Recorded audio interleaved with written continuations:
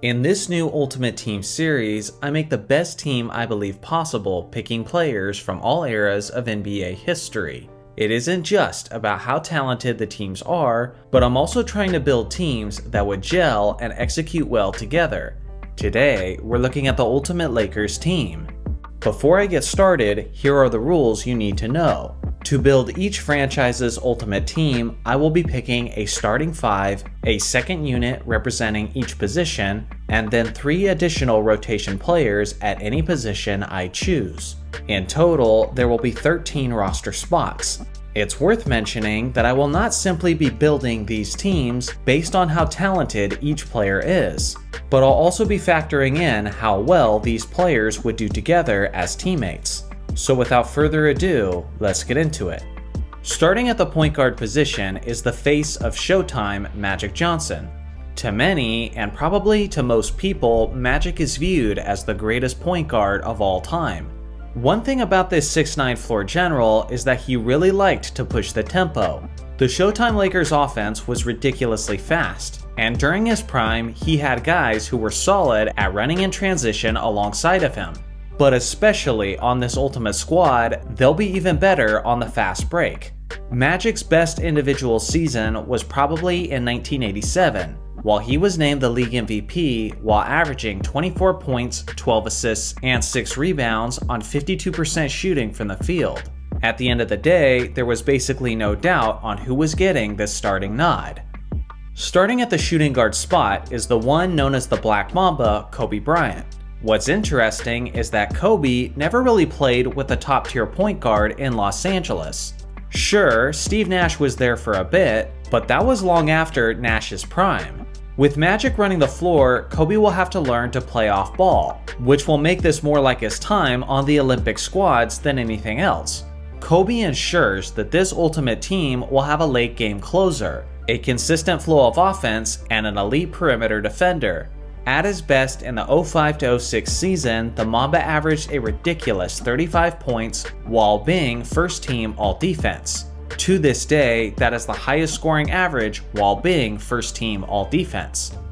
Starting at small forward is the still active legend LeBron James.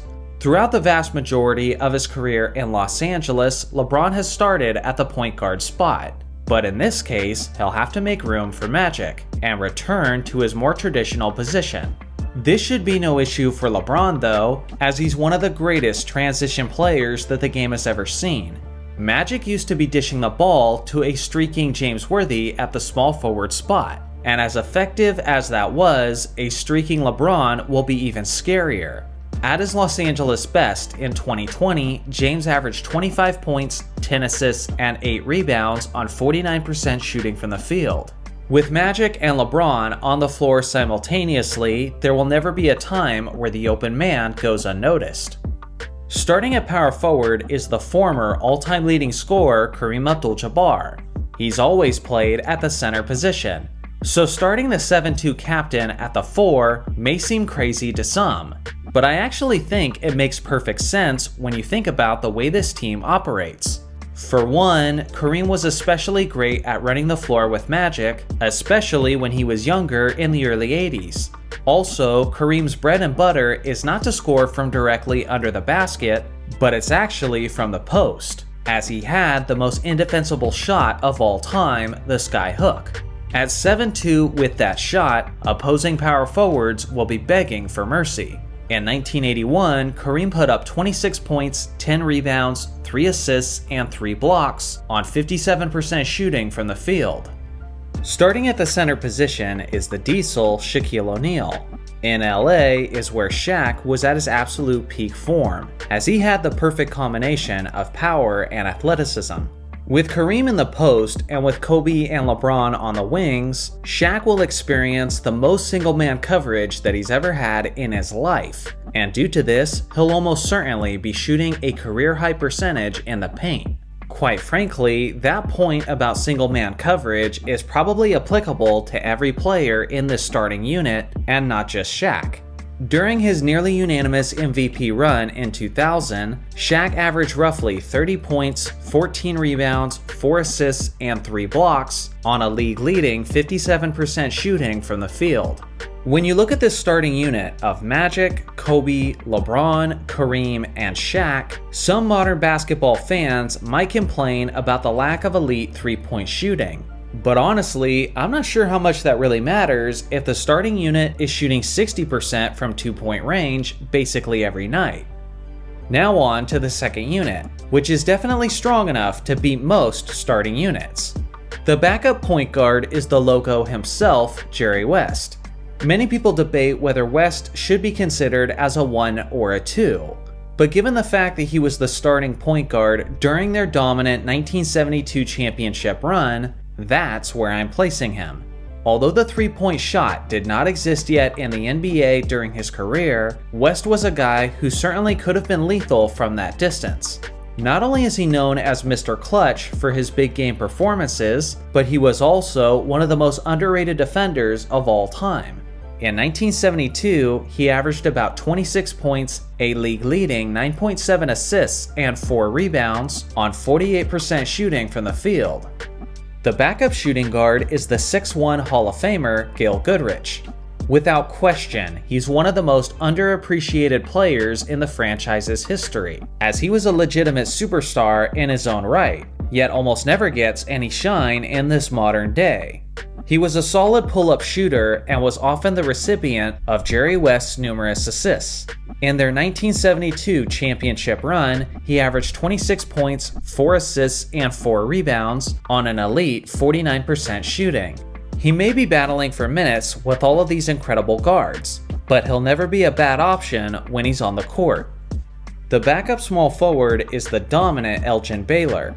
To this day, he holds the NBA record for the most points scored in a finals game with a total of 61, which basically sums up just how explosive he was offensively.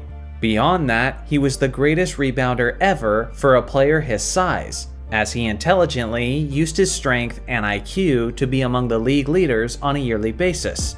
In the 1961 season, Baylor put up an insane average of roughly 35 points, 20 rebounds, and 5 assists on 43% shooting from the field. He'll be right at home when he's on the court with West, as they earn the nicknames Mr. Inside and Mr. Outside. The backup power forward is the versatile two-way threat Anthony Davis. As a superstar off the bench, AD will be able to stay healthy more often, and will even be able to focus more of his energy on the defensive end of the floor. With the incredible traditional centers on this squad, he'll have even less attention on him when he looks to go to work from the post. His LA best was in 2020, where he put up 26 points, 9 rebounds, 3 assists, and 2 blocks on 50% shooting from the field. The backup center is arguably the most dominant player in the history of the game, Wilt Chamberlain. Maybe the biggest concern for this team will be morale and chemistry, because imagine trying to convince an elite Wilt Chamberlain to come off the bench. Regardless, that will be his responsibility on this ultimate squad. By the time he was in Los Angeles, Wilt had taken a step back as a scorer, yet he was still a terrifying rim protector and an elite passer from the post and in outlet situations. In 1969, he averaged 20 points, a league-leading 21 rebounds, and 4 assists on 58% shooting from the field. I can only imagine the mismatches that Wilt will be taking advantage of as he faces backup centers on a nightly basis. Now on to the 3 rotation players. The first is the man known as Big Game James Worthy. This 6'9" small forward had one of the quickest first steps in basketball history, and as I mentioned before, he was extremely dangerous in transition. You would be wrong to assume that he was simply a role player, as Worthy was a legitimate star who could take over on his own. Case in point, he was the 1988 Finals MVP with one of the greatest Game 7 performances of all time.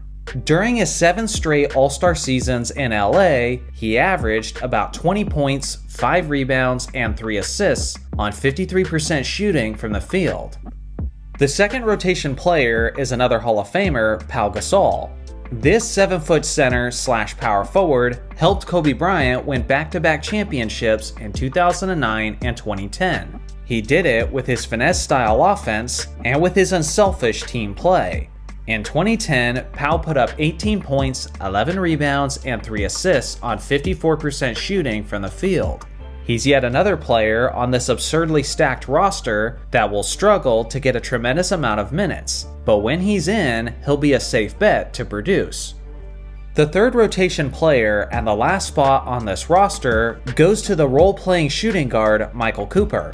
There is certainly more talented and more accomplished players who could have taken this spot, but with these last few bench spots, I'm looking for guys who can fill needed roles. There is enough superstar power on this roster, and what's needed is some three-point shooting and defense. This 6'7" wing just happens to be one of the greatest 3-and-D players of all time. He made an insane 8 all-defense teams in Los Angeles, and for a while, he was a 3-point record holder in the NBA Finals. He was also insanely athletic, and was with all 5 championship teams in the 80s, proving that he has the playoff experience to belong. So here's a final look at the complete roster of this Ultimate Lakers team. Simply put, there is no weaknesses on this squad, as they are absurdly overpowered. The different rotations and lineups that could dominate are pretty much endless. When we eventually do the 2K simulation of all the teams, this team will likely be the favorite heading in. They'll probably still find a way to lose in the first round just because 2K is ridiculous like that. But in a more realistic scenario, it's hard to envision this team ever being stopped. My one major frustration with this roster is the fact that George Mikan isn't on it. But I honestly don't see what impact he could have had when there's so many great bigs ahead of him, which is why I ultimately went with Cooper for the final spot. Here is my list of honorable mentions. Should any of these players have made the roster instead? I look forward to hearing your thoughts in the comment section below. Thanks for watching as always, make sure to like and subscribe for more basketball content, and I'll see you guys in the next video.